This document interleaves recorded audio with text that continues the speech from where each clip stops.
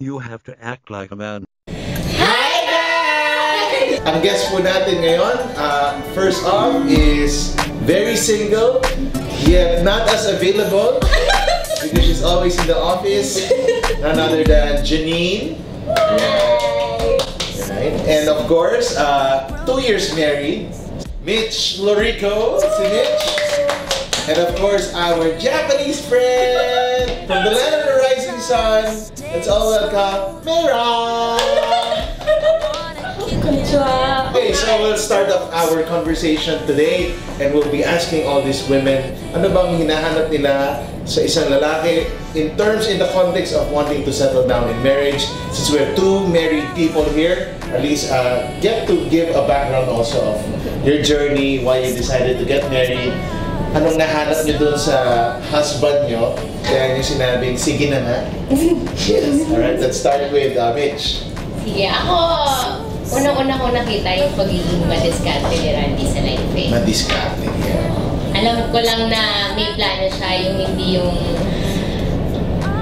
whatever comes parang.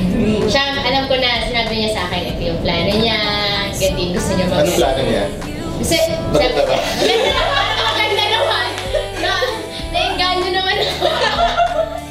Hindi, parang pinakita niya sa akin na kung gano'n siya magtrabaho, magka-workmate kami. So nakita ko paano siya mag-work, hindi siya nagsaslak sa trabaho, napopromote siya.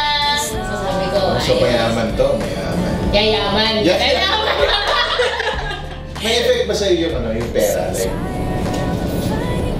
nakita mo masipag pero wala masyadong pera. May ano ba siya? Hindi naman sobrang importante, pero mapapaisip ka. Kumbaga, syempre, providers. Kumbaga, pag marriage, isipin ko, somehow, magpo-provide siya for the family. So, pag masipag ka naman, magre-reflect naman yan sa diskarte mo sa trabaho mo. Siyempre, dapat kumikita mo. Yes.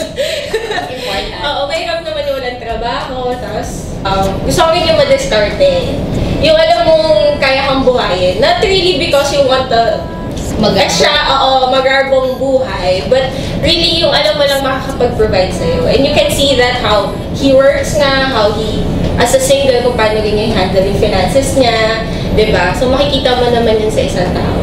For me naman siguro, that wasn't a decision factor when I agreed to marry John. Like, siguro, the financial aspect for us was to follow na lang. But for me, what was important for me to see his character and to see if it's something that I can live with every day. So parang I had to see him at his worst, and then I had to see him at his best. How is he like when he's under pressure? Kasi naman, I do think na as long as you have a good character na built, everything else will follow. A good job, tapos your superiors will see that, tapos ayun, everything else will follow. Personally, I have a very strong personality. So, important talaga sa akin na leader siya. Kasi pag hindi ko nakita yung leadership and hindi ko nakita na kaya ko mag-submit to this person, it's really a factor for me. Okay, paano yun? Like, how do you play it out na strong ako tapos gusto ko leader? Paano mo nakikita na leader siya? Like, in what aspects, maybe for the three of you? Ako casually, pag in everyday conversation, I can listen and not when I have opinions kasi I say it out, no? So pag minsan, when I talk to people, medyo mas strong ako. But if I can tame myself and listen to that person, then that's a factor for me na, may... No, interesting Parang gusto ko na challenge ka. Tama ba? Yun may opinion ako. Tapos pagka, uy, hindi siya nag-agree sa akin hindi to tumiklop. Mas gusto mo yung ganon? Yes. Wow. Importante din sa akin na magalang siya sa matanda. Sa parents ko, sa parents niya. For me, parang may factor pag nakita ko kung paano siya makitungo sa. Nakita ko paano siya sa parents niya. So, alam ko din na magiging ganun din siya sa parents ko. Kasi syempre, pag napangasawa niya ako, hindi lang naman ako, di ba? Kumbaga, I get to spend time with my family.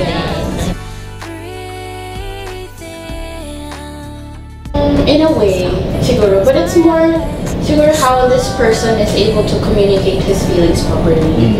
Like if he results to a shouting match, I think it's more than that. Parang it's like a communication issue na he's not able to articulate himself properly, na hindi niya ma-express kung ano yung nararamdaman niya, so sisigaw na lang siya. So instead na I'll try to stay away from this person, parang just try to see beneath it, na what's causing it. Kasi baka mabait naman siya, malambot yung puso, pero it just has to be addressed. Pag, pagka... Mainit lang ulo. Pero mabait. And that's good, no? Parang, I think all of us naman, wala namang perfect na lalaki. There's no perfect man. So sometimes, I think even yung guarding lang yung expectation natin of the perfect guy who would want to come. Di ba? Well, kayo, married na kayo. Ewan ko kayo dyan yung expectation ba niya? Baka masyadong mataas, wala namang ganun lalaki. Actually, madalas yung mga expectation mo, hindi talaga yun. Hindi mo na-hit ng ganun. Ang ganun ba? Kay Randy, ganun? Kay Randy kasi ganun. Ganun. Ganun. Yes. Oo, si Tami, ganun din sa akin. Nag-exceeded? Hindi. Yung akala niya, ganito ako. Hindi pala ako naliligo sa gabi. Maraming ganun. Yan, sa akala niya, 3 hours ako magdasal. Yan. So, medyo nasira lang yung mga ibang expectation. Yeah, so, I think maraming ganun. Especially sa mga single na babae tulad ni Janine. Yan, maraming mga expectation. Siguro what caught my attention about John was he's a very good conversationalist. Na never ako nabobore sa kanya. Na we can talk about anything and everything. Tapos it makes sense. Hindi lang siya yung empty na o chismis, hindi siya yung parang small talk na how's the weather today. Parang hindi siya ganun. It's fine. So, na-stimulate yung brain mo when you're talking. And that's what really attracted me to John. Na I don't think I'll ever be bored in my lifetime. Kasi lagi kami meron mapapag-usapan. Magandang episode yun, no? How to be intellectually stimulated. Problema ng mga guys yun eh, di ba? Siyempre kami nag-uusap parang, Sige, bye. So, paano yun? Tapos na. May tip ba kayo? May tip ba kayo how to be... You have to be interested in who you're talking to.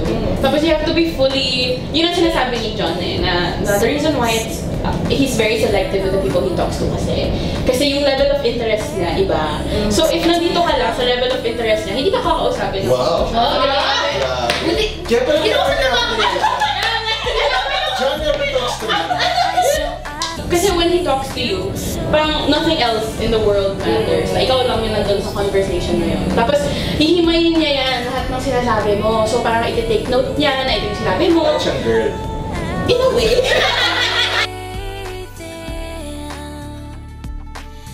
I think na a lot of people get into this. There's a term for that. This is parang sunk cost fallacy. Na you Wow. Is that Japanese? yung mga sunk cost fallacy. Sunk cost.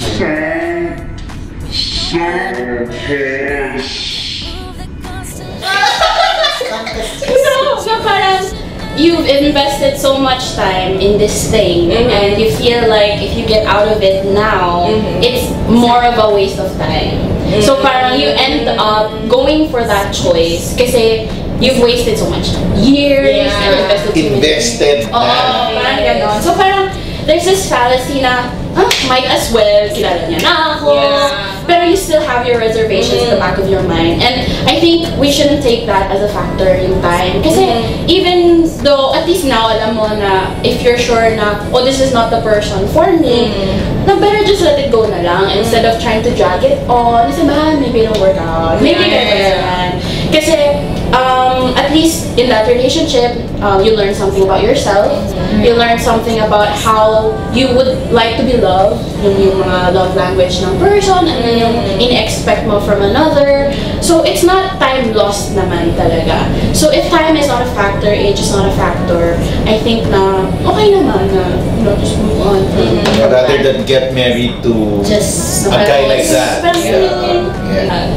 A good basis of a good relationship would always be with how you communicate with one another. It starts from that.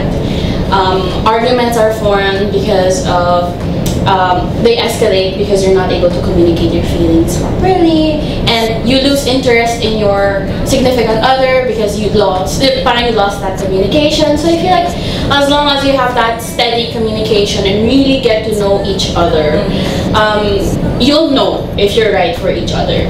And then, kasi getting married and loving someone is always a choice naman talaga. Na it's not always butterflies. Diba song yan ng anyway. It's not always butterflies and, you know, happy thoughts and green pastures. You also have to be in it for the ugly part of a relationship. And marriage gets real with finances and with arguments about placemats and whatnot. So parang